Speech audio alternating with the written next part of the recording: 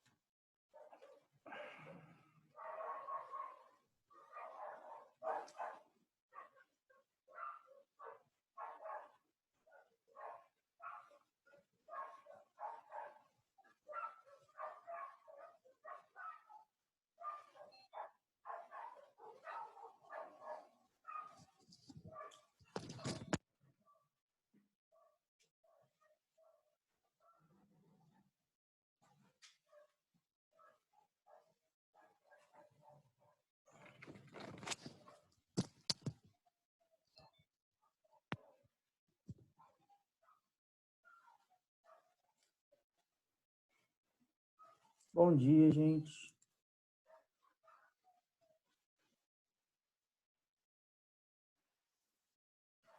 Vocês estão conseguindo me ouvir?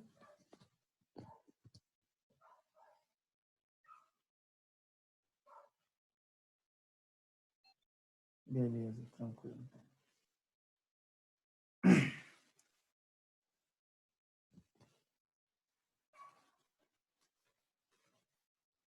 Então vamos lá, gente. Olha só, vamos começar. Tá? Deixa eu pegar.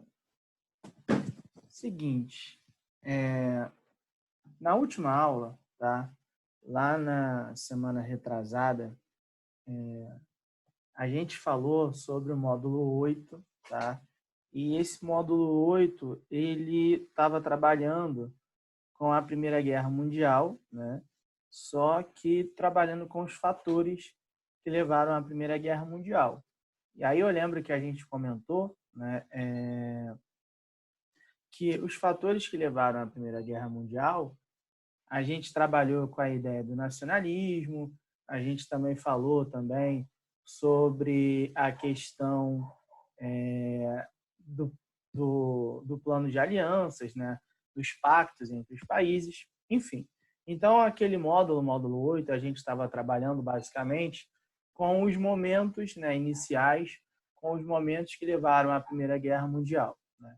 E aí eu lembro que eu comentei com vocês que o estopim para a Primeira Guerra Mundial foi a morte do arquiduque Francisco Ferdinando, tá? Então, só para a gente retomar ali. Lá no século XIX, a Europa ela vai começar a passar por aquele processo que a gente já trabalhou, que foi o processo de imperialismo, tá? Então, os países europeus eles começaram a entrar no processo de disputa, né, entre eles mesmos, dos territórios do continente asiático, mas principalmente do continente africano. Não à toa, lá no ano de 1885, a gente vai ver a Conferência de Berlim, que foi aquele processo, que foi aquela reunião, vamos dizer assim, tá? Que teve como objetivo distribuir as terras do continente africano entre os europeus. O grande ponto é que essas disputas imperialistas levaram, tá, ao surgimento de rivalidades entre os países. Tá? Então, a gente vai notar que vai surgir, de certa forma, a ideia, né, dos nacionalismos, né? Tanto que a gente botou que existiu o pan-eslavismo, existiu o pan-germanismo. Então, vai surgir uma série de movimentos nacionalistas.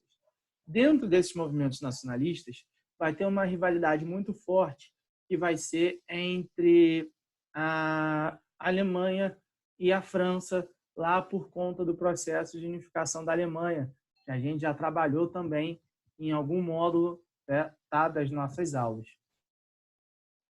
Então, o que a gente vai notar? A gente vai notar que vai ter justamente essas discussões, tá, dentro daquele processo. E aí, como grande consequência, né, lá por volta do ano de 1914, em junho, julho de 1914, a gente vai notar que vai ocorrer o atentado ao arquiduque Francisco Ferdinando. E como a gente já falou isso na semana passada, não vou nem voltar aqui, tá? Mas o grande ponto é que o atentado ao arquiduque Francisco Ferdinando, o assassinato dele por um grupo nacionalista da Sérvia, vai iniciar a Primeira Guerra Mundial. Então, a Primeira Guerra Mundial, ela inicia com a declaração, tá? Quem declara guerra a alguém é o Império Austro-Húngaro, tá? A Sérvia. E aí, guardem essa informação que eu estou colocando para vocês. Então, quem declara guerra, tá? Quem inicia a guerra efetivamente é o Império Austro-Húngaro em relação à Sérvia, tá? Por que eu estou falando isso? Porque vai ser extremamente importante para a gente entender um pouquinho mais à frente, lá no fim da Primeira Guerra Mundial, as consequências de tudo isso que eu estou querendo dizer, tá? E aí, eu hoje não vou ficar passando slides, tá? Vai ser só mais eu falando mesmo. E aí vai ter todas essas, vai ser esse slide só aí mesmo de apresentação. Quando a gente vai falar da Primeira Guerra Mundial, gente, a gente tem que dividir essa Primeira Guerra Mundial em duas fases, tá? Então, a Primeira Guerra Mundial vai ocorrer de 1914 até 1918. Ela vai ser dividida em duas fases.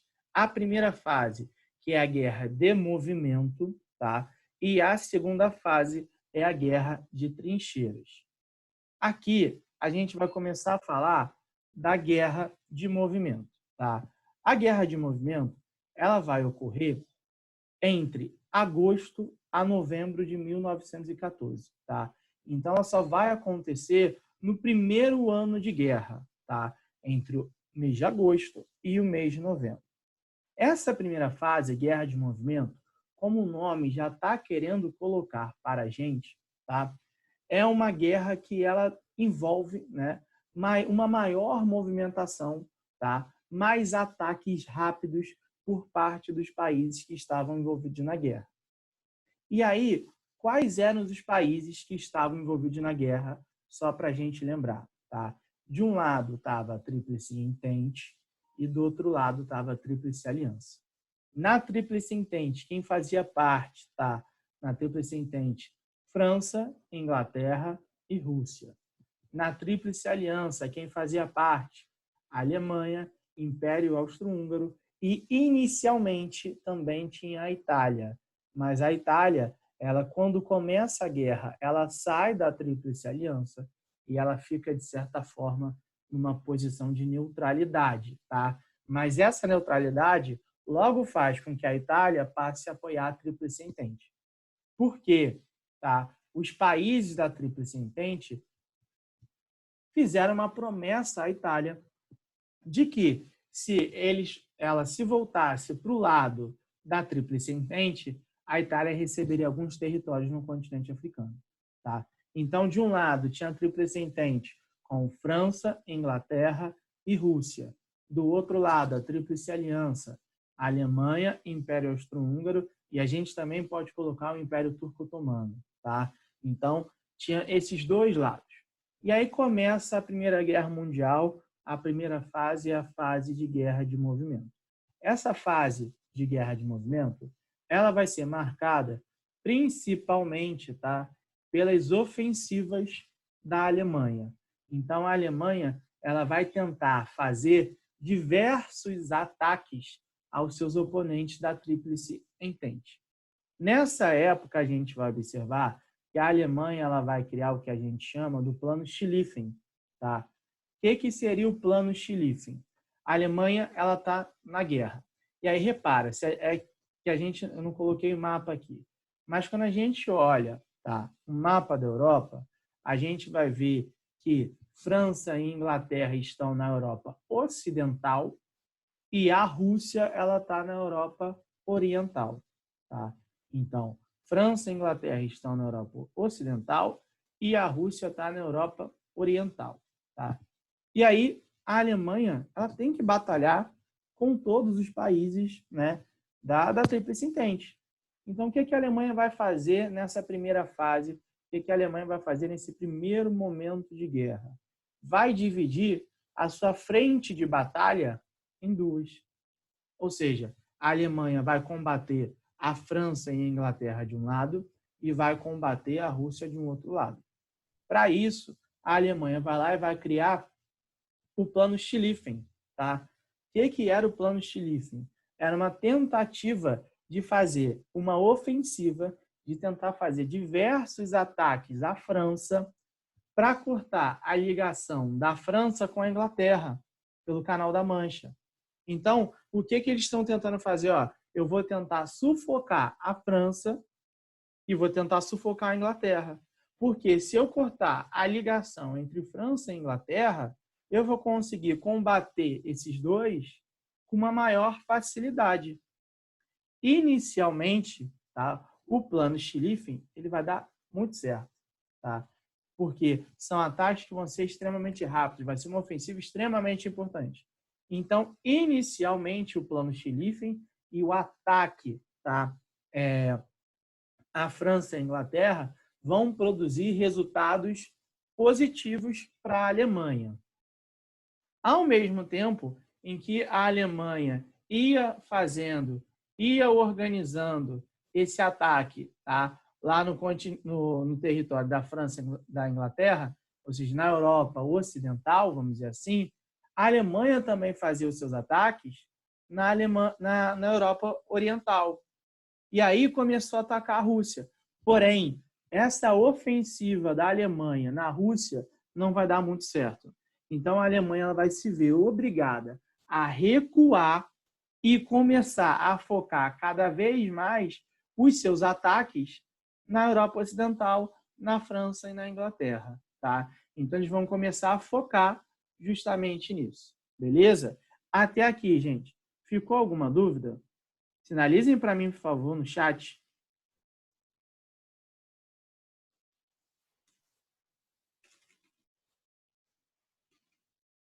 Tranquilo, beleza. Então, a Alemanha fez o Império Russo demora para aparecer as exércitos. Também tem isso, o Império Russo ele estava numa crise, né, econômica gigantesca. Tá? Mas a gente vai falar um pouquinho hoje, mas a gente vai falar mais da Rússia em si, efetivamente, quando a gente for trabalhar com a Revolução Russa. Qual é o nome do plano? É o Plano Schlieffen. Vou escrever aqui.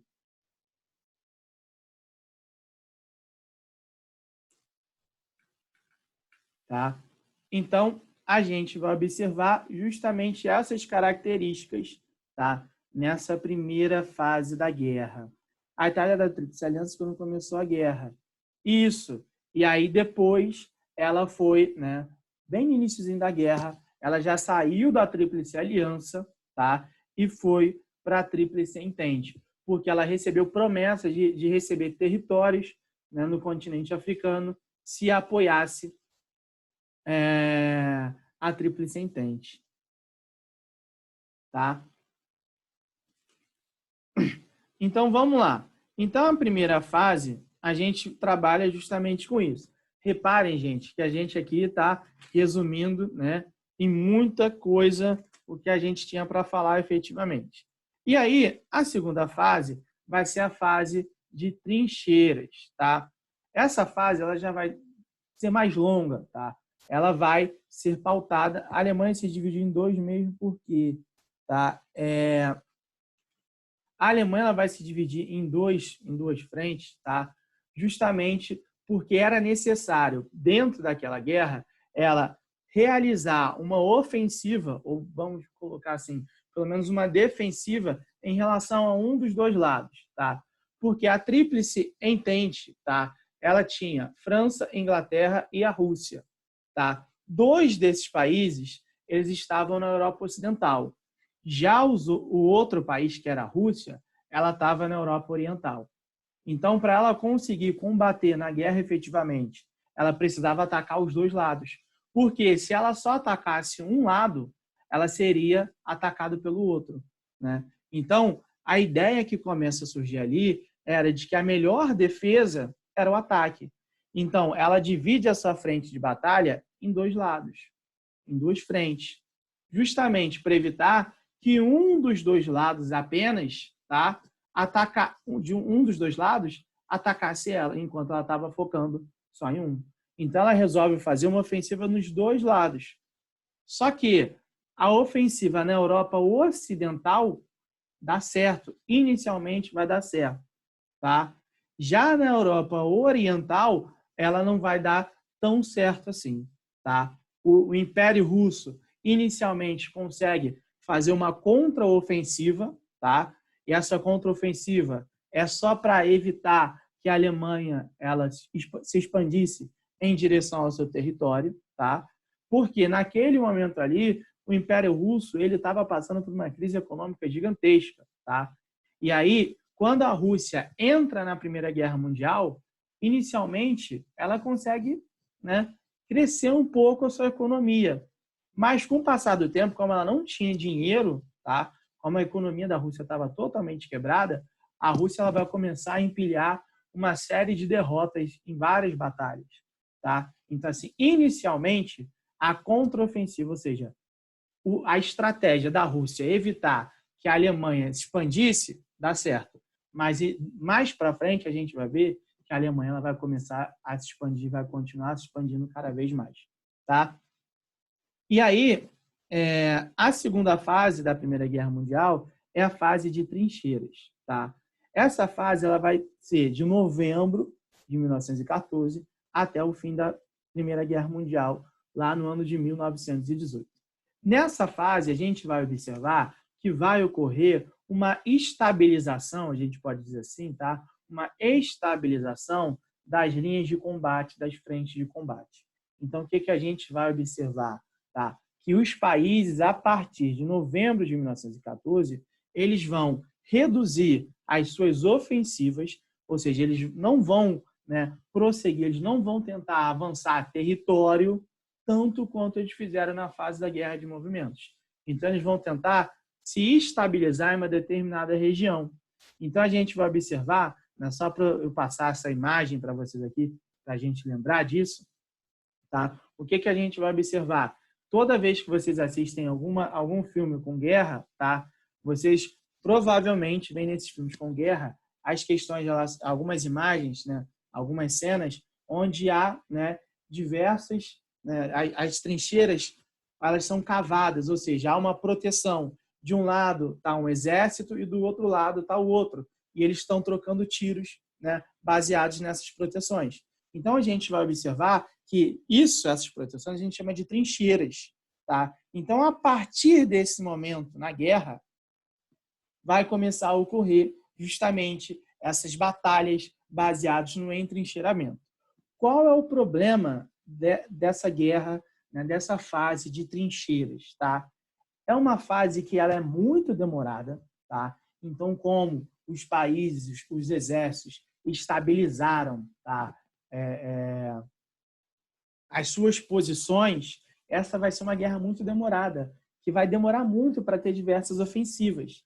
E aí, por ser uma guerra extremamente demorada, ela vai se tornar uma fase que vai ser extremamente sangrenta, tá? Porque a partir daquele momento vai ter a questão, né, do uso de metralhadoras, né? Vai ter a questão de minas terrestres, vai ter gases tóxicos sendo utilizados nesse momento do conflito. Então, por exemplo, o país que chegava e tomava posse, vamos dizer assim, de um determinado território e se entrincheirava ali, ele já começava a fazer uma série de armadilhas, por exemplo, né, a utilização de minas terrestres, para o país, para o exército que fosse atacar eles, tentasse fazer uma ofensiva, já ficar parado nessas armadilhas que eles criavam.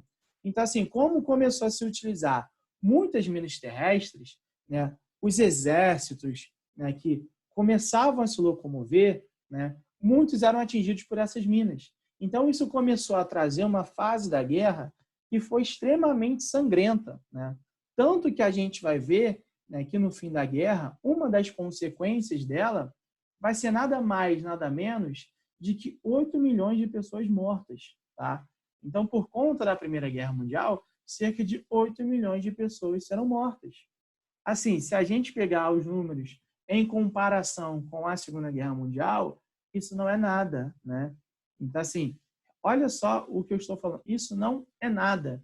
Então, assim, se a gente pegar um número em comparação com a Segunda Guerra Mundial, a gente vai ver que o número de mortos ele é muito menor do que a Segunda Guerra, tá? Porque quando a gente pensa na Segunda Guerra Mundial, né, o número de mortos só de judeus a gente coloca aí na faixa de 8 milhões. Então, assim, só de judeus, tá? Então, assim, tem diversos outros grupos, né, que tiveram consequências, né, que sofreram com a Segunda Guerra Mundial. Então, assim, só de judeus, 8 milhões. É o número que ocorreu na Primeira Guerra Mundial. E aí tem um que é bem maneiro, o nome é Corações de Ferro. Se passa na Segunda Guerra Mundial. Nunca vi esse filme, não, Guilherme. Eu vou procurar aqui para ver. Mas eu nunca soube desse filme, não. Posso até ter visto, mas de nome eu não lembro. Vou procurar. Então, essa fase da guerra ela vai ser uma fase que vai ser extremamente demorada mesmo e vai ser sangrenta. No entanto, nessa fase, tá? O ano de 1917, durante a fase, né, de trincheiras, o ano de 1917 ele vai ser extremamente importante para a Segunda Guerra Mundial. Para a Primeira Guerra Mundial, perdão. Por que ele vai ser extremamente importante, gente? No ano de 1917, vai ter a substituição de dois países. Da Primeira Guerra Mundial vai sair a Rússia e vai entrar os Estados Unidos. Tá? A entrada dos Estados Unidos na Primeira Guerra Mundial ela vai ser essencial para a vitória da Tríplice Entente. Tá? Ela vai ser essencial. Mas aí eu vou começar falando aqui por que a Rússia ela saiu da Primeira Guerra Mundial. Em 1917, tá, a gente vai ver já no próximo módulo, em 1917 vai acontecer a Revolução Russa. Tá? A Revolução Russa ela vai ser um marco na história da Rússia e vai ser um marco também, a gente pode dizer, na história mundial. Por quê? Tá? Ali, naquele momento, através desse processo da Revolução Russa, vai acabar com o czarismo no país. O que era o czarismo? A gente vai trabalhar. Era uma espécie de uma monarquia absolutista. Tá? Então, na Rússia, lá por volta do ano de 1907, o sistema, a forma de governo, ainda era marcada por uma monarquia absolutista, onde quem comandava era o czar. Tá? E aí, né, por conta desde o início do século XX, né, a Rússia ela já vinha passando por uma crise econômica gigantesca. E mesmo assim, o czar Nicolau II, ele participava, né, ele fazia com que a Rússia entrasse em diversos conflitos. Tá? Dentre esses conflitos que a Rússia entrou, no ano de 1904, ela entrou na Guerra Russo-Japonesa, né, por territórios da Manchúria, por exemplo. Tá? Perdeu a guerra e entrou numa crise maior ainda. E aí, para finalizar a ideia aqui, em 1914, a Rússia vai lá e entra na Primeira Guerra Mundial. O czar, quando ele entra com a Rússia na guerra, ele acredita que a participação do país ia fazer com que a popularidade dele em relação à população aumentasse. O grande problema é que a Rússia, como eu falei, ela começou a empilhar uma série de derrotas nas batalhas. E isso fez com que a popularidade do czar caísse novamente. E aí começou a surgir uma série de movimentos de contestação, tá? Uma série de movimentos de contestação ao governo do czar Nicolau II. Não à toa, no ano de 1917, em fevereiro ou março, tá? E eu vou falar por que fevereiro ou março na nossa aula de Revolução Russa, vai ocorrer a Revolução Menchevique, tá? A Revolução Menchevique, eu também vou trabalhar na aula de Revolução Russa, vai retirar o czar do poder, tá? E aí, em outubro do mesmo ano, de 17, vai acontecer a Revolução de Outubro, que vai colocar os bolcheviques no poder, que vai fazer com que o Lenin assumisse a presidência da Rússia. E aí, quando o Lenin, em outubro de 1917, assume o poder na Rússia, vai ser assinado entre Rússia e a Alemanha o tratado, o acordo de Brest-Litovsk, tá? Então, a saída da Rússia da Primeira Guerra Mundial vai ser assinada através do acordo, vai ser assinada através do tratado de Brest-Litovsk, tá? Esse tratado fazia com que a Rússia saísse da guerra, mas também, tá, fez com que a Alemanha conquistasse, pegasse alguns territórios da Rússia. Então, através do Tratado de Brest-Litovsk, a Rússia, em 17, saiu da guerra e a Alemanha pegou alguns territórios da Rússia que iriam facilitar a locomoção da Rússia, a locomoção da Alemanha, perdão, por todo o território europeu. Então, por exemplo, a Alemanha pegou o território da Finlândia, pegou o território da Polônia, tá? Através do Tratado de Brest-Litovsk. Então, a partir da saída da Rússia na Primeira Guerra Mundial, a Alemanha ela conseguiria locomover o seu exército pela Europa com uma maior facilidade, porque ela pegou alguns territórios da Rússia, tá? E agora esses territórios, como fazem parte dela, né, da Alemanha, ela vai poder andar, ela vai poder locomover com o seu exército com uma maior facilidade. No entanto, tá, a Rússia sai da Primeira Guerra Mundial, mas no lugar dela entra os Estados Unidos. E aí, gente, não foi combinado, tá? Não foi combinado, ó, a Rússia sai e os Estados Unidos entram. Não, não tem nada disso, não há nenhuma combinação. Se eu posso escrever no tratado? Posso. Tratado.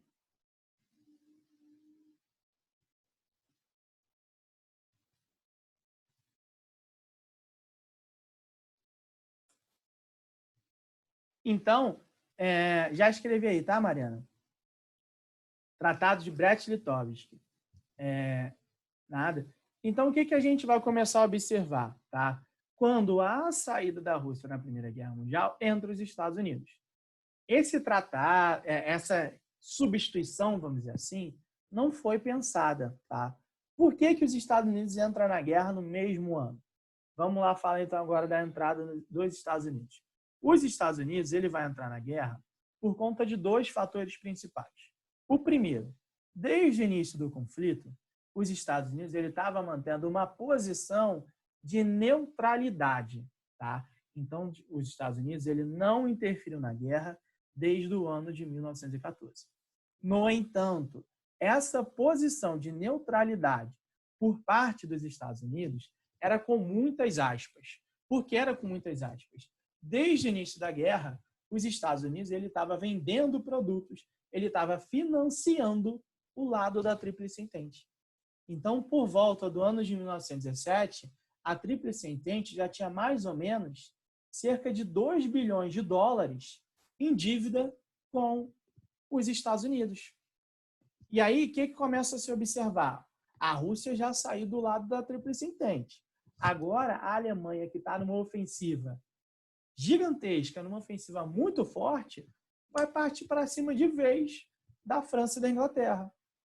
Logo, o risco da Tríplice Entente perder a guerra está começando a ficar cada vez mais claro para os Estados Unidos.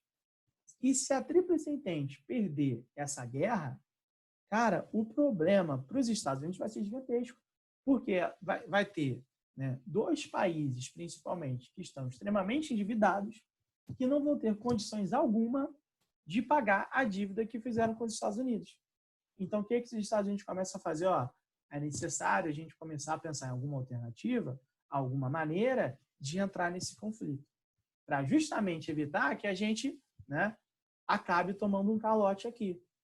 Para facilitar a vida dos Estados Unidos, a Alemanha ela começa a criar uma declaração de guerra submarina. Como assim uma declaração de guerra submarina?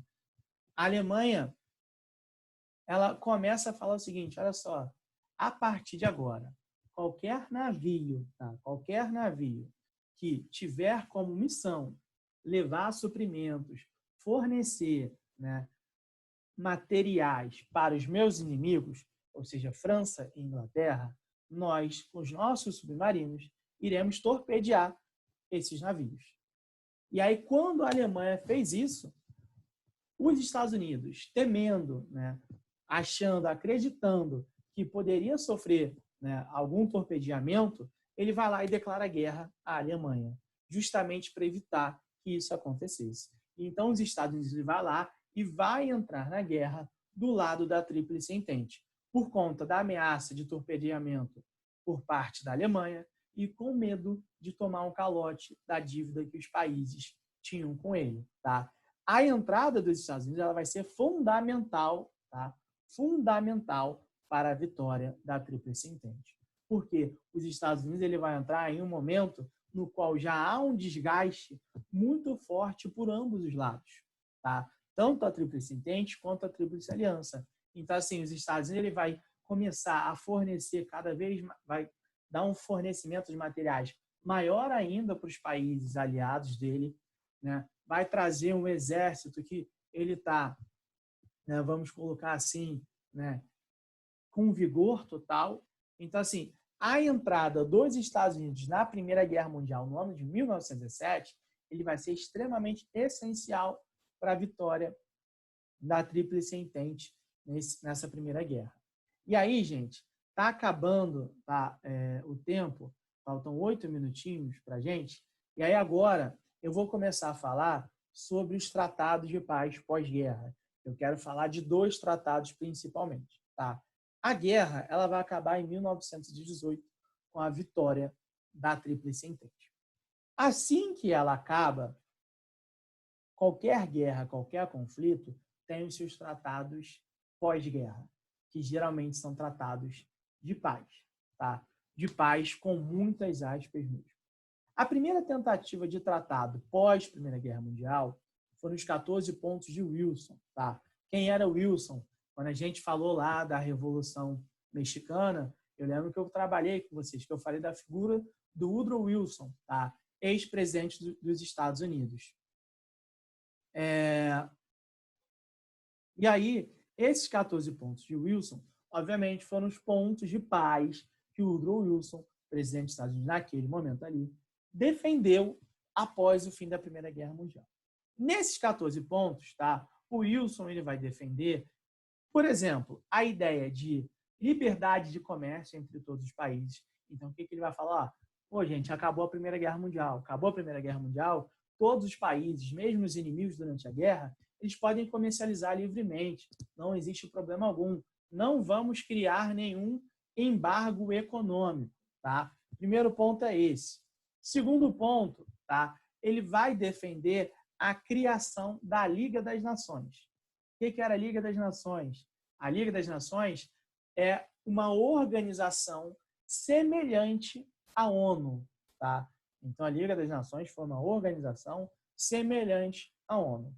Num geral, a gente vai observar que o Woodrow Wilson, nos 14 pontos que ele vai defender, ele vai pleitear, vamos dizer assim, uma guerra, uma paz sem vencedores. Então, ele falou o seguinte, ó, a guerra acabou de vez, os conflitos entre os países também têm que acabar. Então, a partir desse momento, eu estou defendendo que essa paz que vai surgir no mundo seja uma paz sem vencedores. Tá? Então, eu não quero permanecer com os conflitos. E aí, os países vencedores da guerra, né, além dos Estados Unidos, França e Inglaterra, não aceitam os 14 pontos de Wilson de forma alguma. Tá? Por isso, eles vão defender, tá, a formação de um novo tratado de paz. Esse tratado de paz é um tratado de uma paz extremamente imposta. Tá? Assim, a gente não pode dizer que o Tratado de Versalhes ele prezou pela paz. Não, longe disso, extremamente longe disso. Tá? Por quê? Eles vão assinar em 1919 o Tratado de Versalhes. O Tratado de Versalhes ele tem como algumas características extremamente importantes que eu acho assim que, né, são sensacionais da gente falar. Lembra que eu falei para vocês quem declarou o início da guerra? Foi o Império Austro-Húngaro em relação à Sérvia. Quando há a assinatura do Tratado de Versalhes, em 1919, o culpado da guerra é a Alemanha. Então, o Tratado de Versalhes, que foi o tratado de paz pós-Primeira Guerra Mundial, declara que a culpada da Primeira Guerra Mundial foi a Alemanha. E assim, reparem, tá? A Alemanha não foi a culpada. Não foi a Alemanha que iniciou. Mas França e Inglaterra, principalmente, defenderam a tese, defenderam a ideia de que a Alemanha foi a culpada da Primeira Guerra Mundial.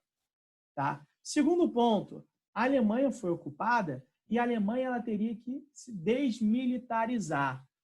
Então, após a Primeira Guerra Mundial, a Alemanha teria que fazer um processo de desmilitarização. Tá? Terceiro ponto, a Alemanha teve que devolver os territórios de Alsácia e Lorena, tá, para a França. Então, também ocorreu isso. Então, repara, eu vou pegar só esses 3 pontos mesmo. O que eu quero mostrar para vocês é que o Tratado de Versalhes fez com que a Alemanha se tornasse, tá, fez com que a Alemanha se tornasse a grande culpada da Primeira Guerra Mundial. O que a gente pode observar disso é que o Tratado de Versalhes ele serviu para a França e Inglaterra tirarem, tá, um possível inimigo comercial do páreo. Então, França e Inglaterra quiseram destruir a economia da Alemanha para evitar que ela se tornasse um concorrente comercial desses 2 países, porque a Alemanha estava se desenvolvendo economicamente de uma forma gigantesca. Então, França e Inglaterra, quando colocam a Alemanha como culpada da guerra, eles querem fazer justamente isso. Tá? Além dessas características que eu falei de culpabilizar a Alemanha teve que pagar uma indenização aos países vencedores da guerra. Essa indenização, a Alemanha só parou de pagar, agora não está vindo o ano certinho. Se eu não me engano, foi em 2010. Tá? Não sei se foi em 2008 ou 2010. Tenho quase certeza que foi 2010, mas, ou seja, quase 100 anos depois da Primeira Guerra Mundial, a Alemanha ela finalizou o pagamento da indenização aos países vencedores da guerra. Então, assim, foi um tratado que explorou, que humilhou a Alemanha de uma forma absurda. E aí, isso gerou um problema para o mundo como um todo. Porque aquele Tratado de Versalhes, que tinha como missão, que tinha como função, tá, resolver as divergências entre os países e estabelecer a paz no mundo para os próximos anos, acabou gerando dentro da Alemanha um sentimento de humilhação, acabou gerando na Alemanha um sentimento de revanche, um revanchismo alemão em relação aos países, né, que acabaram humilhando eles.